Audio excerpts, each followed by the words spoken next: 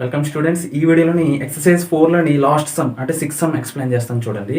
Replace the blank with an integer to make it A true statement. ఓకేనా? Same ఇవి ఎలాగంటే exercise 1లో first some చేసాను చూడన్నా, same అదే విధంగా ఉంటుంది. చూడండి చేస్తాను నేను.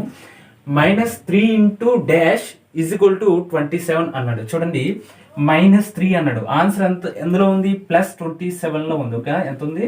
+27 అంటే మైనస్ ఇంటూ ఇక్కడ ఏం రావాలి? మైనస్ రావాలి. ఓకేనా?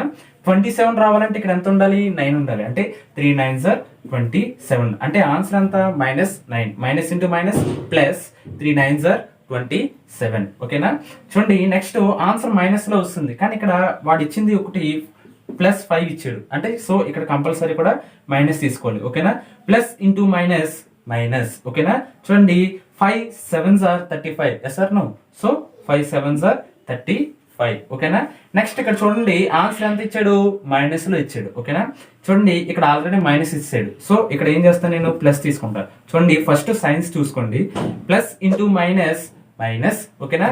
చూడండి 7 8s are 56. ఓకేనా? Plus into minus minus 7 8s are 56. Next last and final. చూడండి ఆన్సర్ ఎందులో ఇచ్చాడు? ప్లస్ లో ఇచ్చేసాడు. ఓకేనా? చూడండి సో ఇక్కడ కంపల్సరీ కూడా మైనస్ రావాలి. ఎందుకని? Minus into minus plus. ఓకేనా? 11 ఇంటూ 12 132. చూడండి ఆన్సర్ సరిపోయిందన్నా. ఏమైనా డౌట్ ఉంటే మళ్ళీ చూడండి. Thank you for watching.